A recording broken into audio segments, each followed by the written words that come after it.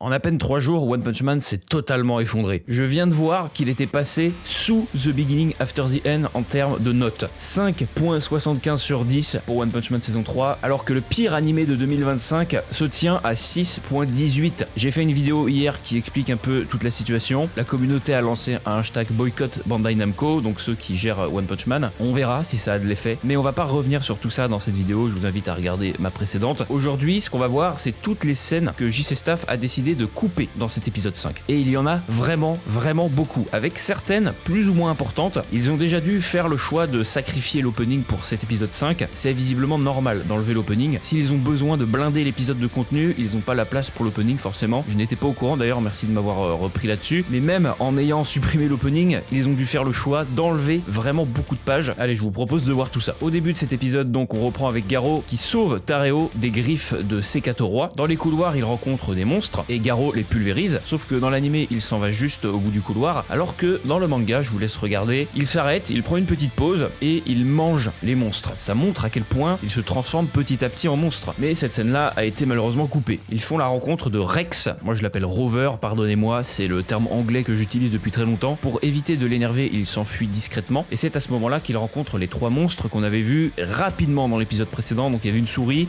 le fameux pommeau de douche et puis un mec qui ressemble à rien. Et dans cette scène de l'animé, en fait, on peut voir le mur qui est cassé. En soi, ça ne change rien, sauf que dans le manga, les 3 monstres tendent une embuscade et le monstre souris tape le mur, ce qui crée un trou. Sauf que là, le mur est déjà cassé sans aucune explication. On peut voir le monstre en forme de corne faire à la toupie et Garo le kick au loin sur Rover. Sauf qu'à la base, il le kick dans un mur et le combat continue un peu plus longtemps. Ils ont alors une petite discussion sur les niveaux de désastre. Les 3 monstres disent qu'ils sont tous les 3 à niveau démon. Ça voudrait dire que puisque je suis en train de vous botter le cul, moi je suis niveau dragon. Ils ont encore une fois ajouté cet effet néon. Ils n'ont pas suffisamment mis l'accent, je pense, sur cette tête de Garo. L'effet néon en soi, ça passe dans certains cas, mais pas tout le temps. Genre là, je trouve que ça ruine un peu la situation. Pour finir ce combat, les 3 monstres décident de faire une attaque combinée. Le monstre souris propulse le monstre en forme de corne et le pommeau de douche utilise un jet haute pression pour propulser la corne encore plus vite. En voyant ça, Garo, ça lui fait penser à Stinger, qu'il a affronté à la fin de la saison 2, extrêmement facile à dévier, ce qu'il fait sans trop de difficultés. C'est à ce moment-là que la lance se dirige tout droit vers Rover. Rover qui est donc de niveau dragon, c'est un des lieutenants de l'association des monstres. On fait une petite coupure avec Saitama dans son appartement en train de lire un manga. C'est là que je vais faire une petite parenthèse. Saitama est en train de lire un livre qui s'appelle Taiyoman, en anglais Sun Man, l'homme soleil. En réalité, c'est pas la première fois qu'on le voit ce bouquin. Saitama était déjà en train de le lire, ou du moins un livre qui avait déjà cette couverture. Taiyoman, c'est tout simplement l'origine de Boros. Bien avant la création de One Punch Man, One, l'auteur de la série, écrivait des petites histoires dans son coin lorsqu'il était bien plus jeune, et l'une d'entre elles, eh bien, il s'agissait de Taiyoman. Le protagoniste rencontre Boros en tant que boss final, sauf qu'il est beaucoup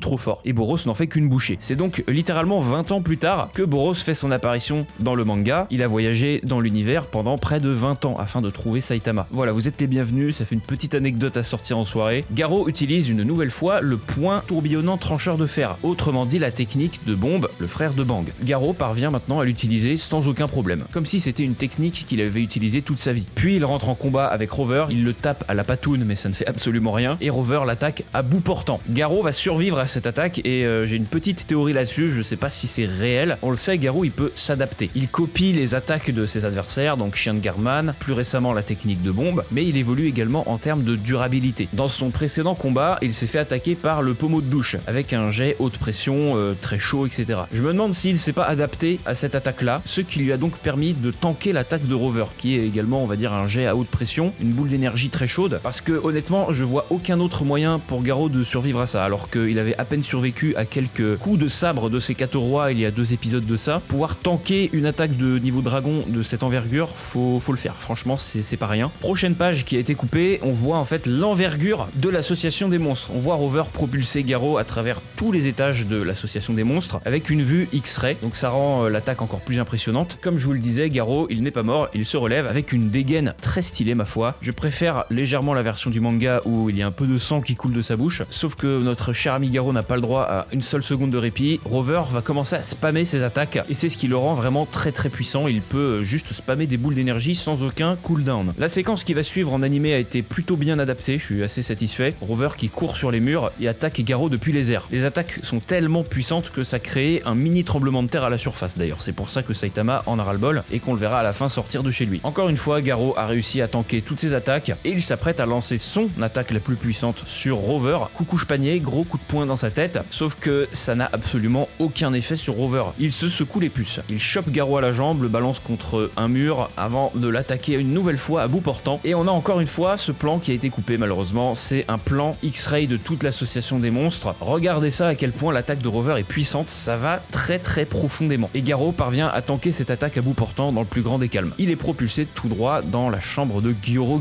ou Scrut en français. Cette frame est probablement la plus jolie de l'épisode d'ailleurs. Je trouve qu'ils ont fait un très bon travail sur cette frame là. En même temps, c'est une frame qui ne bouge pas. Et cette partie de l'épisode est l'une des plus importantes, je pense, de la série. Sauf que les gens, je pense, étaient trop occupés à regarder l'animation pour essayer de comprendre un minimum ce qui se passait en termes de dialogue. Pour vous résumer ça, Gyoro veut faire de Garou le prochain roi des monstres. Il veut faire un Orochi 2.0 et pour ça, il lui explique comment y parvenir. En surmontant la mort plusieurs fois, le corps va s'adapter et gagner en puissance. C'est exactement le même principe que les Zenkai Boost de Dragon Ball. Sauf qu'il y a une nuance à tout ça, l'individu doit subir l'enfer, mais qui s'adapte à son niveau. Par exemple, pour Saitama, l'enfer pour lui, ça a été de faire des pompes et des abdos tous les jours pendant 3 ans. C'était adapté à son niveau. Pour Garou, lui, il lui faut un peu plus. Il faut qu'il se tape contre des monstres ultra forts et contre des adversaires bien plus puissants que lui techniquement que physiquement. Et c'est exactement ce qui est en train de se passer pour Garou. Il a survécu à la mort plusieurs fois en très peu de temps. C'est pour ça qu'il parvient à tanker de une les attaques de Rover, mais aussi on va le voir, il va réussir à s'adapter à la télékinésie de Gyoro.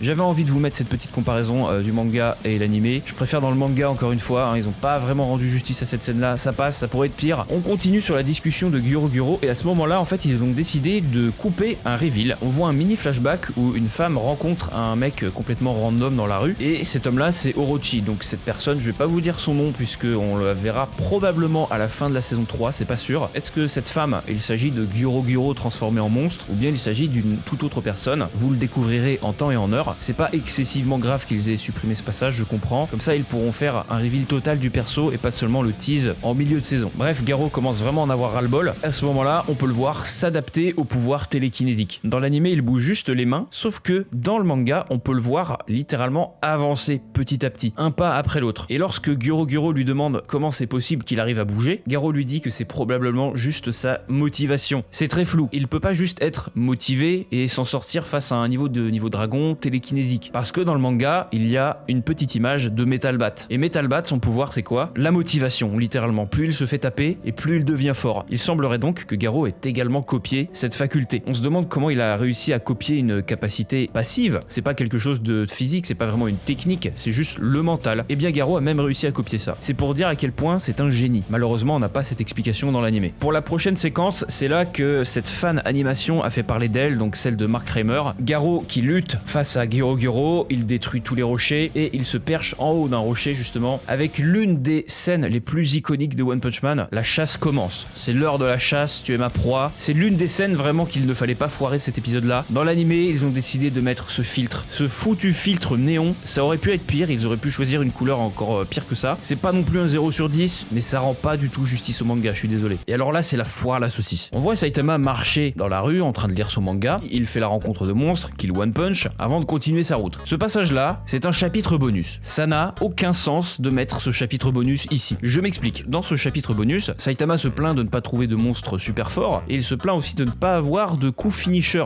d'attaque finale, en gros, pour être super stylé. Et dans le manga qu'il est en train de lire, il dit « Ce serait trop bien que tous les monstres soient aussi forts que celui-ci », en parlant d'un monstre avec plein d'yeux. Et c'est à ce moment-là que, dans la vraie vie, il fait la rencontre du même monstre, ou du moins un monstre qui ressemble vachement. Donc il se dit « Tiens, c'est peut-être un monstre qui est super puissant, puisque il ressemble à celui dans le bouquin. » Et non, il le one punch. Dans le contexte du chapitre bonus, c'est très rigolo, mais de voir ça là, ça n'a absolument aucun sens. Ils ont vraiment gaspillé 20 à 30 secondes à adapter cette partie de chapitre bonus. 20 à 30 secondes, c'est extrêmement précieux. Ils auraient pu les gratter ailleurs pour essayer d'améliorer certaines scènes. Je sais pas. Enfin bref, passons. On arrive que à la moitié de l'épisode. Cette review va être longue, je vous avais prévenu. Gyoro veut préserver ses forces, donc il demande à Orochi d'intervenir. Orochi l'attaque avec l'une de ses cornes. Garou se fait prendre par surprise car cette corne peut être flexible. Et cette page a été censurée malheureusement. J'ai l'impression que c'est de la censure et pas juste un oubli. Garou donc se fait transpercer le bide, mais il se relève avec le trou visible. Dans l'animé, on ne le voit pas ce trou. Ça lui fait ni chaud ni froid de se faire empaler comme ça. À vrai dire, il s'est déjà fait empaler par ses 4 rois, mais on l'a à peine vu. Donc il a l'habitude. Cette prochaine séquence là, c'est donc la fameuse séquence de Van au bas, un animateur qui avait hype cette séquence là sur Twitter. Rien à dire. dire, franchement, c'est la meilleure séquence qu'on ait eue depuis le début de cette saison. Garo se déplace de plus en plus vite, sauf qu'il y a plein de sang qui gicle de son corps à cause du trou que lui a fait Orochi. On ne le voit pas dans l'animé. Il voit que continuer d'esquiver ses cornes, ça ne servira à rien, il va falloir le taper au bout d'un moment. Il saute donc en direction d'Orochi et je m'attendais à ce que cette page soit bien plus moche, mais au final je trouve que c'est pas trop mal. C'est une des pages pareil les plus cultes de cet arc. Le résultat dans l'animé est plutôt ok. Au moins ils ont pas utilisé de CGI. Pour ça, franchement, je dois applaudir. On pensait tous que Orochi ça allait être animé en CGI, mais pas du tout. Surprise, il ouvre sa bouche, qui ouvre sa bouche, qui ouvre sa bouche, qui ouvre sa bouche. Petit plan néon de Garo étonné, mais bon,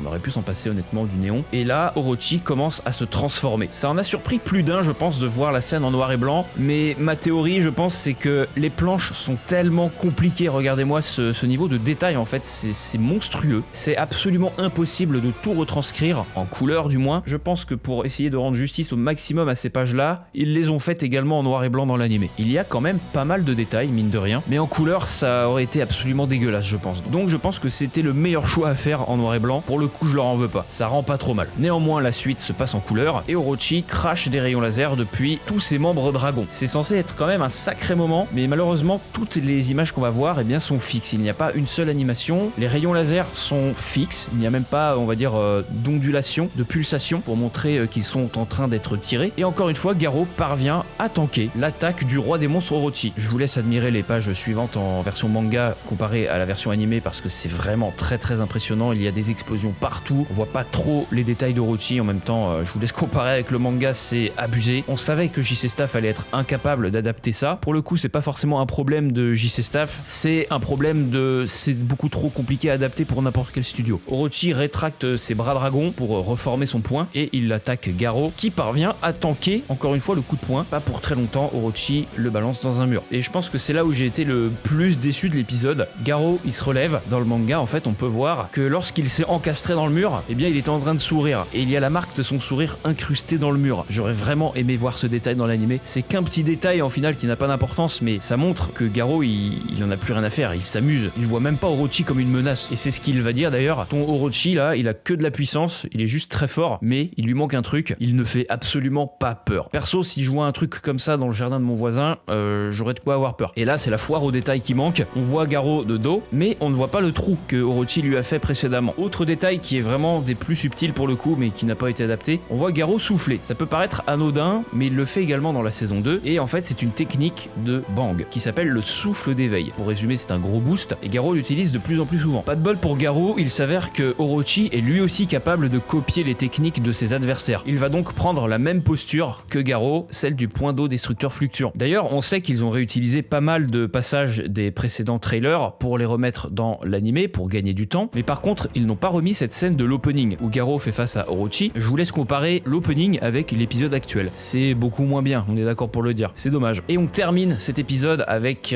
pareil, quelques détails qui n'ont pas vu le jour. On ne le voit pas, mais Garo saute à travers la main d'Orochi, entre ses doigts, et au dernier moment, on peut le voir utiliser l'attaque de Bang et de bombe en même temps. L'attaque de Bang peut être reconnue grâce à la forme de trait, à la forme de vague, et l'attaque de bombe peut être reconnue avec cet effet tourbillonnant. Et c'est exactement ce que Garo est en train de faire en fait. Il avait caché cette technique dans son dos pour pas que Orochi puisse la copier. Il espère donc pouvoir s'en servir pour le prendre par surprise, mais pas de bol. Garo est submergé de dragons, mais ce n'est pas totalement vrai. Il ne va pas perdre ce combat à cause des dragons, mais c'est parce que les dragons utilisent eux aussi le point d'eau destructeur fluctuant. Et je viens tout juste de remarquer, mais il semblerait que les cornes d'Orochi l'utilisent également cette attaque. Je vous laisse observer cette page du manga absolument magnifique. Dans la main gauche de Garo, le point tourbillonnant trancheur de fer. Dans sa main droite, le point d'eau destructeur fluctuant. Et tous les dragons autour qui utilisent la même technique. Et là, j'ai absolument pas compris. On voit donc Garo être très surpris, mais ça coupe directement. Il n'y a même pas de fondu au noir. Regardez dans le manga, il y a pourtant un fondu au noir pour montrer que le combat a été effectivement coupé, qu'il a été totalement submergé, donc qu'il s'est fait battre. Mais là, ça coupe vraiment très brusquement. On peut voir également dans le manga la forme du point d'Orochi contre le mur. On suppose que ça a été le coup final pour en finir avec Garo. Et on termine avec Saitama qui regarde dans les égouts en se demandant d'où provient le bruit, mais je pense qu'il se demande plutôt où est passée la qualité de la saison 3. Comme vous pouvez le voir, cet épisode a quand même subi pas mal de problèmes, mais cette fois-ci je l'ai vraiment ressenti, surtout en tant que fan hardcore de One Punch Man, je repère absolument tous les détails. Pour les gens qui regardent de manière plus casu, je pense que c'est pas trop grave non plus, mais je pense qu'ils auraient pu inclure certaines scènes, par exemple le petit flashback avec Metal Bat, au lieu d'adapter le chapitre bonus. Moi aussi j'ai l'impression d'être un peu trop négatif en ce moment. J'ai beaucoup craché sur cet épisode malgré le fait qu'il soit très beau visuellement, mais ça ne suffit plus. Dites-moi ce que vous en avez pensé, et puis j'espère que vous aurez appris des trucs supplémentaires grâce à cette analyse. À la prochaine, ciao.